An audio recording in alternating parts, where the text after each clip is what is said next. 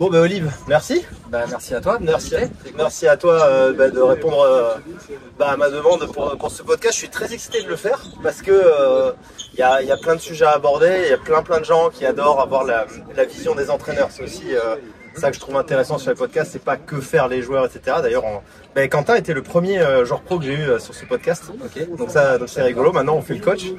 Et aujourd'hui d'ailleurs, pour la petite histoire, il a battu donc Bernabé Zapata Miralles. J'en avais une aide, j'en ai pas besoin.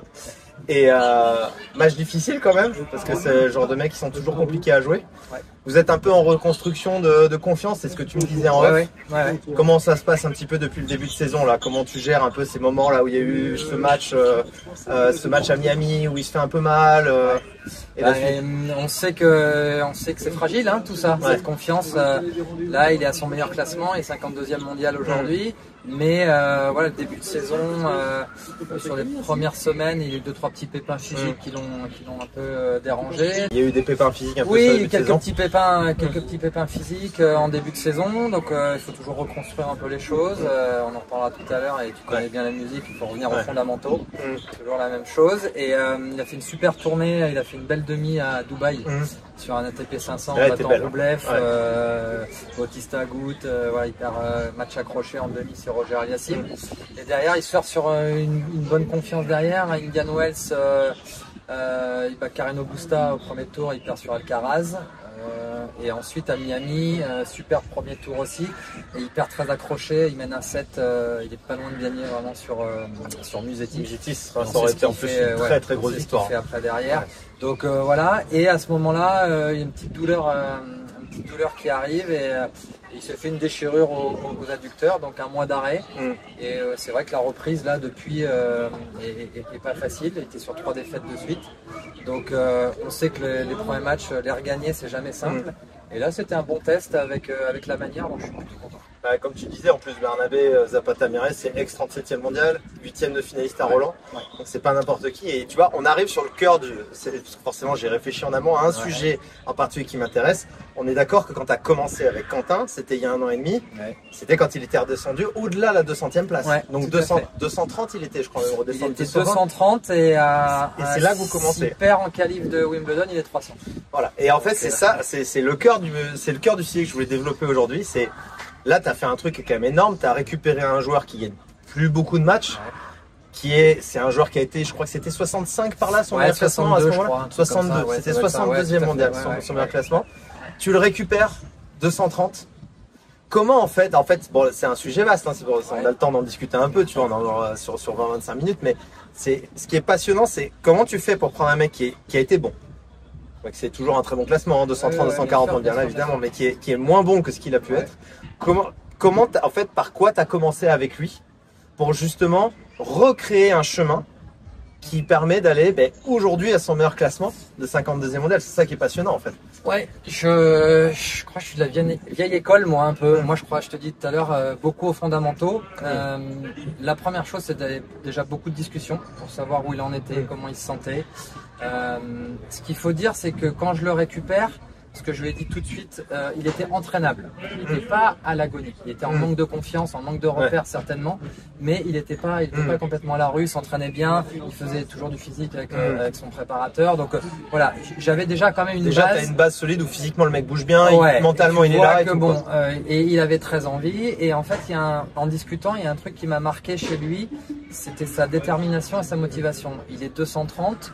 Et il me dit, donc on est quand même au mois d'avril quand je le récupère. C'est avril 2020. Ouais, en fait ça fait 1 an pile. 2024. Ça fait 1 an pile, c'était le premier tournoi qu'on a fait ensemble, c'était Bordeaux l'année dernière, tu vois. Et il était en qualif, il se qualifie, il perd au premier tour. Et en fait, il y a un truc qui était très clair dans sa tête, qui m'avait un peu impressionné là-dessus. Il me dit, écoute, moi je veux être tableau à l'Australian. Mon objectif c'est tableau à l'Australian. Donc déjà, je me suis dit, putain, le mec quand même...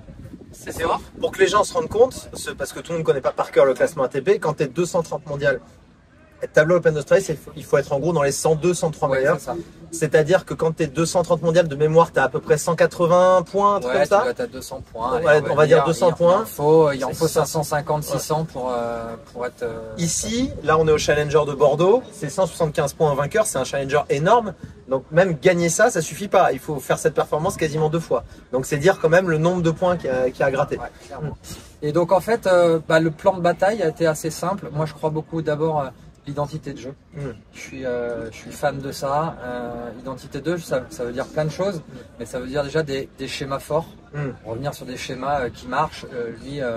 Service coup droit, c'est un animal. Déjà il faut retrouver ça. Et comment on le retrouve? Et après on n'a rien inventé. Je crois que le tennis, on se le rend beaucoup plus compliqué qu'il n'est parfois. Il faut du travail. Moi j'aime beaucoup isoler les schémas de jeu, tu vois, sur les séquences, service coup droit, comment tu viens de décaler. Un truc tout bête, mais il avait un peu coupé le terrain en deux. C'est-à-dire que d'un côté je faisais revers et de l'autre côt je faisais coup droit. Il décalait plus. Quasiment plus. Donc ça c'était un truc, tout bêtement. Et je suis t'es sur les réseaux, tu parlais énormément de la longueur. Moi je crois énormément. Hauteur, longueur, déjà. J'ai fait un podcast avec Gilles Savara à Monaco il y a 3 semaines. Okay. Et il disait mais la longueur les gars, à tous les niveaux quoi, à tous les niveaux. Et c'est marrant ce que tu dis, on y reviendra après, mais là par exemple il jouait pas très bien depuis 3 semaines avec la blessure, perte un peu de confiance, t'as du mal à retrouver, et là depuis 3 jours on a retrouvé vraiment des schémas de jeu qui étaient très forts et ça s'est vu sur le match, ça c'était bien. Mais ce qui était assez marrant c'était, je vais reparler que de la longueur de balle. En fait il jouait beaucoup trop court.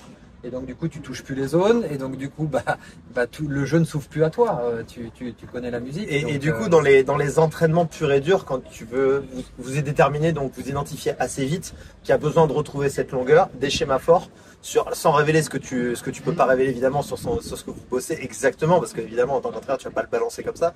Mais je veux dire dans l'organisation de ton entraînement, pareil, est-ce que tu mets en place des choses très simples tous les jours? Où il y a un nombre de minutes, 1 heure dans la journée, 2 heures dans la journée, où on est sur la profondeur, la longueur. Et ça, comment tu fonctionnes en fait toi là-dessus? Moi déjà, je démarre, la première minute d'entraînement, elle est capitale. Si tu démarres bien ton entraînement, la fameuse boîte de balles posée à 1 mètre devant la ligne, les gars, on y va quoi. C'est tout bête. Calvin Emery le faisait ce matin avec Hugo Gaston. Il le faisait ce matin. Mais de toute façon, ça c'est un peu universel. Si tu veux bien jouer au tennis, tu es obligé de passer par ça.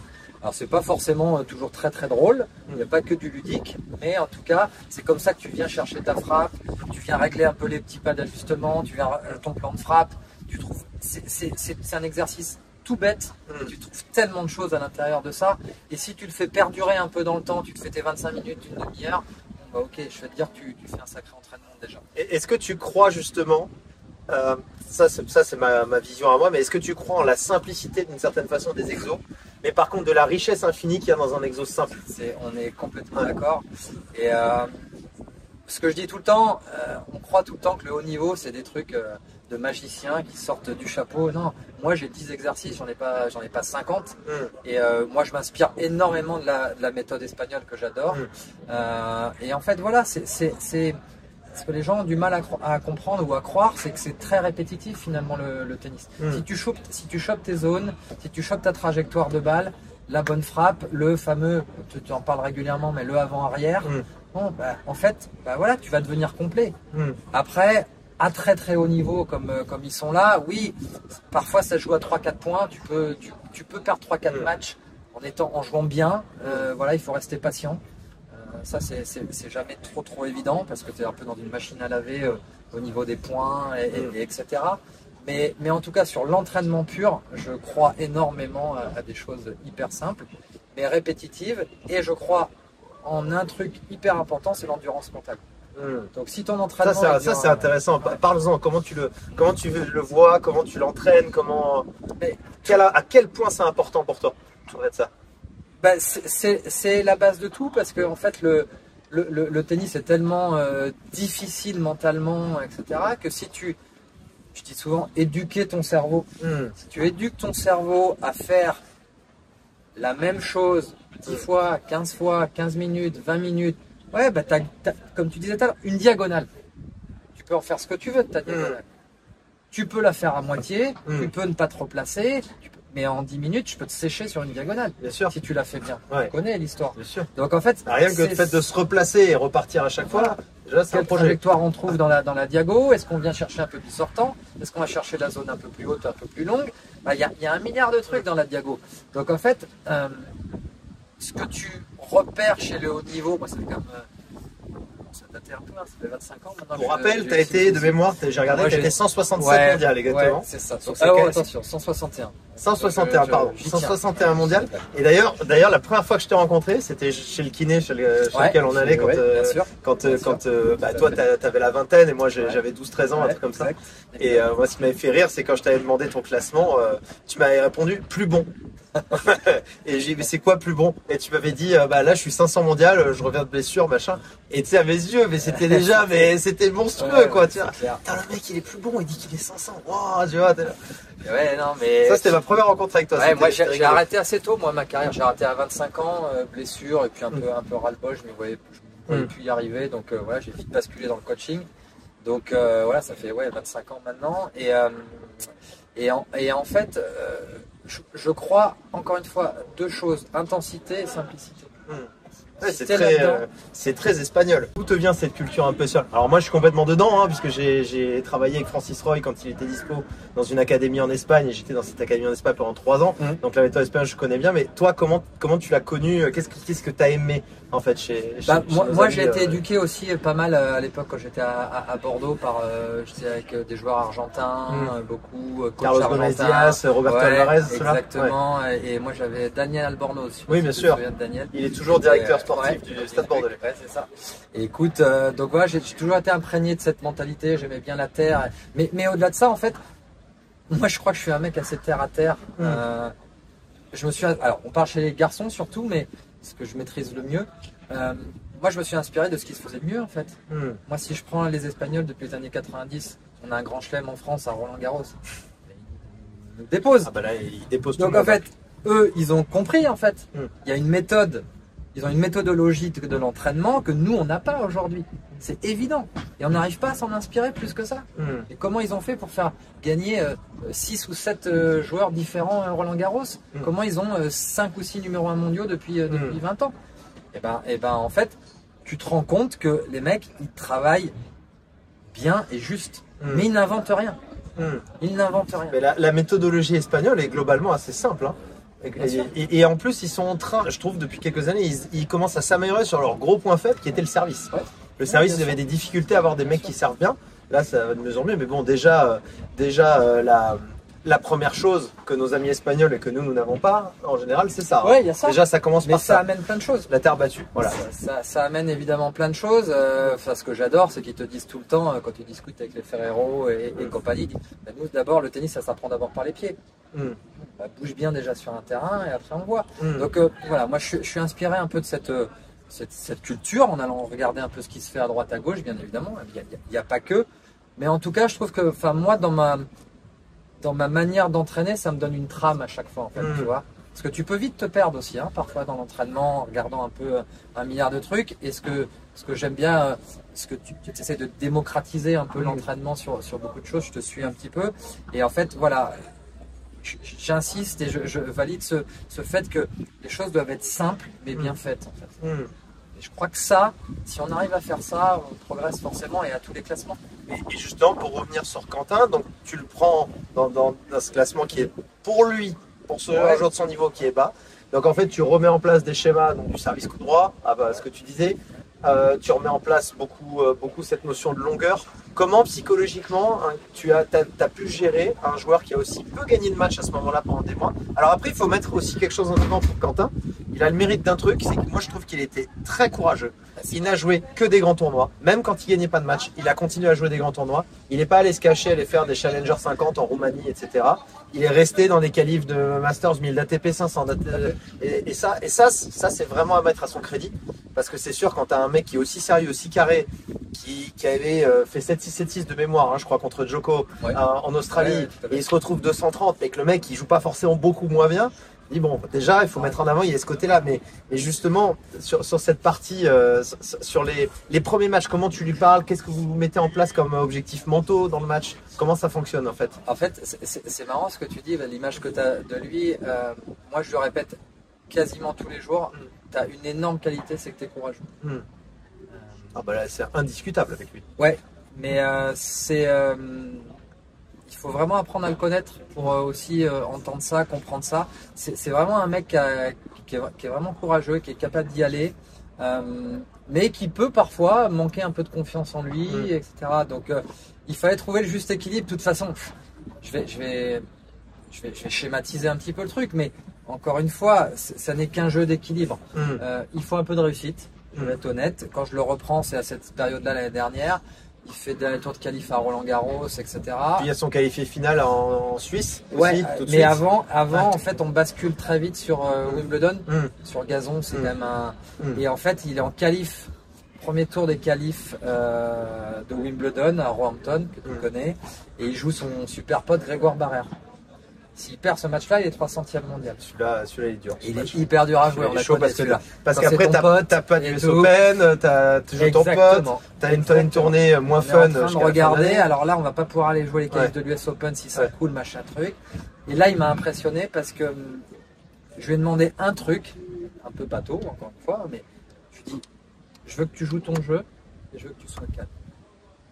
Et on a une énorme discussion. C'est pas bateau. Juste après. C'est tellement puissant. Ouais. C'est puissant en fait. C'est là où je les trouve courageux et je les trouve forts. Les forts sont forts parce que en fait, il s'est imprégné de mon discours.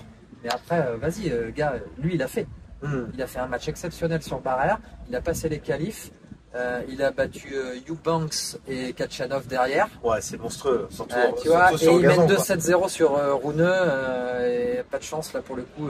Il change de cours à ce moment-là. Bon, bref. Mais du coup, il reprend 130 points. Il rebascule nouveau dans un truc positif. Et le tournoi d'après, il fait qualifier finale à Hackstatt. Il perd sur Berrettini en finale. Ouais, c'est ça, en un mois et demi. 300 points. En un mois et demi, il se retrouvait 130 ou 140. C'était monstrueux. Mais alors, il faut un peu chance. J'aime pas forcément ce mot-là, mais il faut un peu de réussite. Tu vois, dans ce moment-là, vous l'avez provoqué aussi. On l'a un peu provoqué. Mais voilà, moi je lui parle beaucoup de la notion de calme, parce que c'est quelqu'un qui peut être assez... il a tellement envie par moment, et on l'a tous d'ailleurs, ce truc-là, que il gesticule un peu dans tous les sens et qu'il n'est pas posé, donc il n'est pas lucide, donc il n'est pas clair dans ses intentions de jeu. Et finalement, c'est un peu le chat qui se mord la queue. C'est le premier contact que j'ai eu avec Quentin. Alors, je l'ai joué 2 fois avant de passer un peu de temps avec lui. Et donc, c'était au Futur de Grasse. Et donc, il y avait, j'étais en chambre avec Calvin Emery. Il y avait Quentin qui est passé avec un autre, je sais plus qui était le 4e joueur.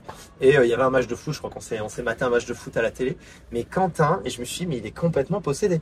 Ah non, mais il est possédé quoi. Il gueulait pour sortir des blagues improbables. Il était gentil possédé. Hein. Je préfère. Je précise, pardon. Au quotidien.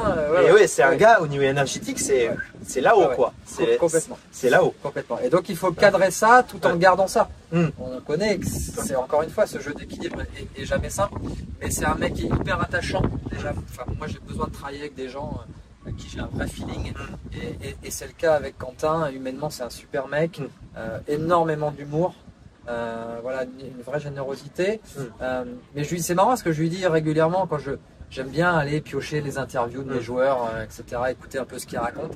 Et je trouve qu'il ne ressort pas suffisamment ça. Il ne ressort pas suffisamment ce côté un peu jovial. C'est toujours un peu fermé. Oui. Non, mais en interview, il est méconnaissable. Non. Heureusement, je le connais un peu, tu vois. Je dis, mais c'est fou, en fait. Après, c'est le métier aussi. Tu peux pas t'enflammer. D'accord, mais je pense qu'il pourrait amener un petit peu plus sa personnalité par moment. Parce que les gens se rendent pas compte à quel point il est drôle. Un vrai bout en train. Il est drôle. Ce matin, là, il en a sorti une. Quand il y a eu une discussion sur une balle, il a dit Bernard, parce qu'il joue Bernard Zapata, il a fait ouais, ok Bernard, il a fait comme ça, c'était drôle quoi. Il est bon. Je crois qu'il y a beaucoup d'humour. C'est plutôt ça. Et du coup, voilà, tu sors dans cette fin d'année 2024, vous continuez à construire, et là pareil, tu restes en fait jusqu'à aujourd'hui, quelque part, la façon dont tu l'amènes, t'as gardé un cap en fait que t'as mis dès le début, et ça n'a pas bougé en fait, t'es toujours dedans à ce jour. En fait, ajustant évidemment un minimum. Exactement, t'as dit le bon mot, c'est ajusté. En fait, je vois pas pourquoi la trame changerait en fait. Ça fait 25 ans, j'ai eu des Beneteau, des Liodra, etc. Ta trame, elle est très personnelle par contre. C'est ton identité, c'est qui tu es, qu'est-ce que tu veux dégager. Moi je parle beaucoup de ça, c'est que qui tu veux être sur le court, quelle valeur tu veux défendre sur le court. Et à partir de là où on a décidé ce cadre, on a validé ce cadre, bien évidemment la saison fait que ça bouge, et en fait c'est comme un gouvernail. il faut le ramener. Il faut ramener toujours au centre. Et si tu es centré, finalement, tu es bon. Finalement, tu es bon. Ouais, ok, tu peux perdre 1 ou 2 matchs à 5 au 3e, etc. Et si tu tiens, tu seras bon. Et finalement, sur une saison, 2 saisons, bah, tu fais un peu carrière et tu commences à avancer. Et je crois que c'est important. Ce cadre dont tu parles, je suppose, c'est quelque chose que tu fais au tout début, quand tu démarres une collaboration, évidemment. C'est quelque chose que tu prends du temps, tu t'assois, tu dis voilà, quelles sont tes valeurs, comment tu te vois jouer, moi comment je te vois jouer, qu'est-ce que j'aime pas, etc. Ce qui est important pour moi, c'est que cadre et objectif, c'est pas la même chose. Ton cadre, finalement, il ne bouge pas tant que ça. Il va pas tout d'un coup se mettre 3 mètres derrière et faire des rondelles. Tu vois ce que je veux dire? Donc, ton identité de jeu, ta manière de jouer, tes schémas de jeu, ce qu'on va travailler finalement en entraînement, on va rien inventer de plus. On va venir peaufiner des petits détails. Le plan de frappe un petit peu plus, la première volée. J'aimerais bien en volée de coup droit qui volaille un petit peu mieux. On peut peaufiner des choses, bien évidemment. Mais finalement, par contre, ton objectif, comment on fait voilà. Son objectif, il a été atteint. Tu vois, quand il vient me chercher et qu'il me dit je veux rentrer finalement dans les 100 et de tableau australienne, fin septembre, il y est. C'est énorme. Fabuleux. Non, mais c'est monstrueux, c'est-à-dire qu'il l'a fait en 2 mois et demi, quoi. Par contre, 230. Non, c'était top. C'est monstrueux. Et donc, du coup, fin de saison, comment on se réinvente? Qu'est-ce qu'on veut aller chercher? Bon, bah, alors, je suis pas forcément fan des objectifs de classement, etc. Mais on s'est redonné les moyens. C'est marrant ce que tu as dit tout à l'heure. Tu dis, moi, je crois beaucoup dans la programmation. Tu dois suivre le circuit par rapport au niveau où tu es. Tu es 75e mondial. Bah, on va aller jouer les qualifs de Vienne et les qualifs de Bercy, etc. Parce que, en fait, c'est là où tu continues à apprendre. C'est là où tu te nourris. Tu sais, ce que tu dis, c'est mon plus grand regret. Il y a plein de fois, je pouvais gratter une qualif de Masters 1000, gratter une qualif d'ATP 500, 250, machin. À chaque fois, j'allais prendre le challenger un peu plus faible, machin. Et en fait, ça, c'est mon regret parce qu'au-delà du fait que j'aurais pu jouer des tournois j'aurais pu jouer encore plus de jolis tournois, je trouve qu'en fait, tu ne peux que apprendre à un moment donné en allant te confronter au réel. Et ça, tu vois, c'était Stéphane Robert qui m'avait dit dans sa stratégie, et je trouvais ça malin, je fais 60% de tournois plus faibles, 40% de tournois réels. Il le disait comme ça. 40% du temps, je me mets dans des tournois très forts, et 60%, je vais aller gratter ce que je peux gratter. Et ça c'était sa méthodologie à lui, et je trouvais ça assez inspirant.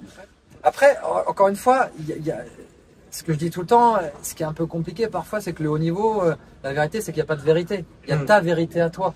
Et en fait, il faut aller chercher un peu ce qui te détermine en fait en tant que joueur et en tant qu'humain. Et je crois que c'est voilà, lui, il a validé ça avec moi. On s'est dit, tu vois, j'ai vachement aimé les derniers mois. On s'est retrouvé à Dubaï, à Doha, pardon. Il perd 7-6 au 3e. Sur Roger Aliassime au premier tour, il va Wawrinka au tour d'avant. Bon, il joue 2 légendes, enfin deux monstres. La semaine d'après, il est à Dubaï au premier tour, il arrive à battre Rublev, le 9e mondial. Je suis persuadé, c'est parce qu'il a joué les matchs d'avant. Tu peux pas aller battre les mecs dès la première fois comme ça. Il faut comprendre, il faut les jouer, il faut assumer de jouer sur un central, etc. Ouais, recevoir la qualité de balle aussi qui est très spécifique, je trouve, moi, sur les très forts. Bien sûr. Elle est très différente des joueurs, mais ils sont 150, 200, je trouve qu'il y a complètement. Et je pense que c'est intéressant parce que le dernier mois, tu vois, du coup, il bat Rublev, il repère de nouveau en demi-finale sur Roger Aliassime, et puis derrière, tu joues Alcaraz sur le central Indian Wells, et tu perds sur Musetti en étant vraiment à 2 doigts d'aller le chercher. Bon, bah ok, tu te rends compte aussi que finalement, je suis capable de le faire. Et ta motivation et ta confiance, tu la crées aussi comme ça finalement. Et je vais te poser le type de question que je préfère. Quand vous jouez à Alcaraz, je dis vous parce que moi j'inclus toujours l'entraîneur et le joueur ensemble. Quand vous jouez à Alcaraz, comment tu prépares un match comme ça, tactiquement en fait? Déjà, tu dois utiliser, je suppose, la vidéo comme tout le monde. Ouais, un peu. Je suis pas un grand fan, moi, pas énorme. Tu regardes un peu quand même veille de match. Moi, je regarde. Veille de match. Lui, il aime bien regarder. Ouais. Ça, c'est intéressant aussi pour une petite. Moi, je regarde un peu, lui, il regarde un peu, et le matin, souvent, on échange un peu. C'est marrant. Du coup, en fait, vous faites un peu la veille au soir, chacun regarde de son côté, et le matin, petit déj, machin, on en discute un peu, ou quand vous allez au stade. J'aime pas. Enfin, alors après, chacun encore une fois, j'aime pas imposer. Ouais. Tu vois. T'es dans l'échange en fait avec lui. Mes briefings de match démarrent toujours par qu'est-ce que tu vois, comment toi tu le vois. Parce que gars, c'est toi qui vas y être. Moi, je vais te donner mon avis. Et puis finalement, parfois, je vais m'adapter un peu à ce que lui va me dire. Ouais, là, on est d'accord, là, on n'est pas d'accord. Et finalement, on trouve une trame commune encore une fois. Moi, je pense que ça c'est important. Et justement, un match comme celui d'Alcaraz, tactiquement, comment ça se prépare? Est-ce que vous vous concentrez sur les schémas forts? Parce que là, tu joues un mec qui est tellement fort. Il y a très peu de points faibles. Le mec, il court vite, il est grotesque en coup droit. En revers, il tient hyper bien. Il est capable de t'envoyer un long de ligne. Limite, quand il commence à être bien, c'est un peu quand il a envie. Il contre parfaitement. Service, ça reste quand même très correct. Hein. C'est pas non plus ultra faible, hein, loin de là. Il a une bonne main. Là, quand tu joues un mec comme ça, sans évidemment, tu dis ce que tu peux dire, mais comment vous approchez tactiquement en fait ce genre de rencontre? Je vais pas te cacher que c'est hyper dur. Ouais. Tu sais qu'au départ, bon, tu as plus de chances de perdre que de gagner. Mais alors j'ai toujours fonctionné comme ça. Je sais pas si c'est la méthode Coué ou pas, mais j'ai toujours pensé que le joueur que t'entraînes, il a une chance. Et en fait, tactiquement, il était assez clair. Bien évidemment, Quentin, en fait, il a la capacité, s'il sert très bien, à peut-être tenir le score. Et on voulait essayer de l'emmener un petit peu là-dedans. Ce qu'il avait fait avec Djoko. Il a réussi à déjà faire avec Djoko, ce qu'il avait fait avec Roublev, tu vois, 15 jours avant. Alors même si c'est peut-être pas tout à fait le même niveau, Roublev, Alcaraz, il y a peut-être un cran dessus. Mais et après, c'était essayer de quand même globalement essayer de l'agresser côté revers. Sauf que il s'est fait plomber. Alors, à sa décharge, le central d'Indian Wells c'est très lent. Plus lent. C'est compliqué, je trouve la balle a l'air de monter. Ouais, il n'arrivait pas. Il n'a pas forcément très bien servi sur ce match-là. Donc très vite sous pression sans arrêt. Et puis c'est une machine de guerre. Donc pour être honnête, il n'a pas vraiment existé sur ce match-là. Ça fait 2-4, je ne sais même plus le score, ou 4-2. Bon. Mais prenons une victoire comme celle de Roublev. Donc comme tu disais, c'est un peu l'étage en dessous en termes de niveau de jeu. Là par contre je suppose que c'est beaucoup plus identique. Bon après Roublev il a un style de jeu entre guillemets simple à définir, puisqu'il fait en revers, il va un peu plus tenir, il fait plus de coups impossibles, te défonce avec. Tu sais qu'il va quasiment jamais monter. Donc ça comme sur une approche tactique sur cette magnifique victoire qu'a eu Quentin, vous l'approchez comment en fait? Est-ce que vous déterminez aussi tiens, quand c'est important, tu vas servir là, tu vas servir là. Est-ce que vous avez ce genre de discussion? Non, service, je laisse complètement libre. Parce que si je sais que si. Après, encore une fois, c'est des personnalités, tu vois, psychologiques. Lui, si je l'enferme dans quelque chose, il bug. Donc en fait, il faut lui laisser une forme de liberté, tout en emmenant le cadre. Donc c'est là où parfois ça peut être un peu délicat.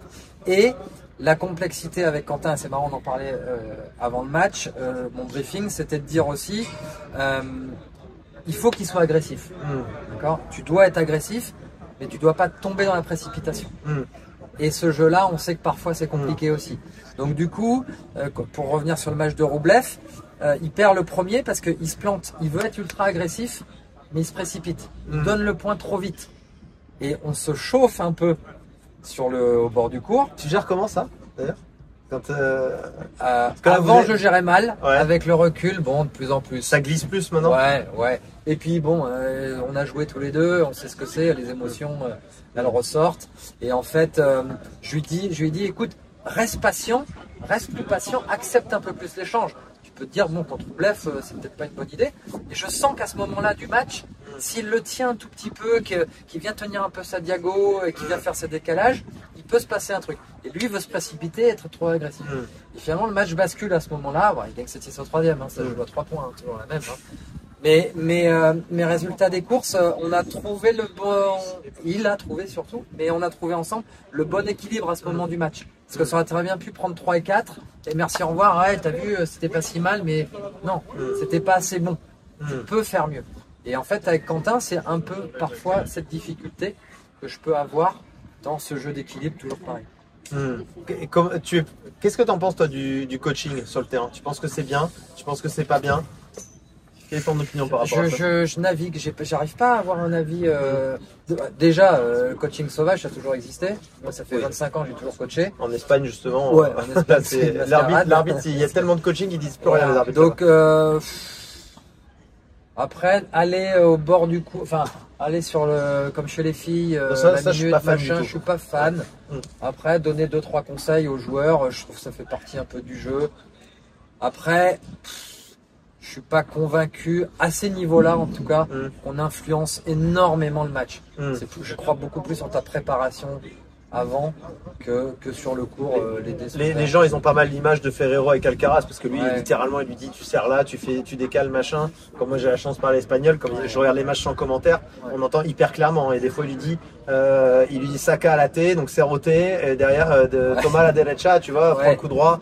Alors Mais après, c'est vraiment- j'ai un peu un avis là-dessus, et on a déjà parlé avec Quentin. Le nombre de fois où j'ai l'impression que je lui parle, qu'il a compris et qu'il me dit mais j'ai rien entendu ce que tu m'as dit. Tu vois, le coach donne bonne conscience, machin. Je sais pas. Alors c'est vrai que Tony était pareil avec Rafa, hein, ils se parlaient énormément. Bon, il y a des coachs qui sont un peu comme ça. Je sais pas l'impact que ça a au final. Par contre, je crois au travail d'avant. Ouais. Ouais, parce que tu disais le travail de fond. Bah écoute, je pense je vais pas te prendre plus de temps. On a déjà fait une belle demi-heure. Merci à toi. Merci à toi. Et ben, merci Olivier, merci à vous tous encore une fois de nous avoir suivis. Et il faut continuer à le suivre parce qu'il est bon. Franchement. Merci Olive. Et à bientôt. Merci tout le monde de nous avoir suivis sur ce podcast. À très bientôt. Ciao.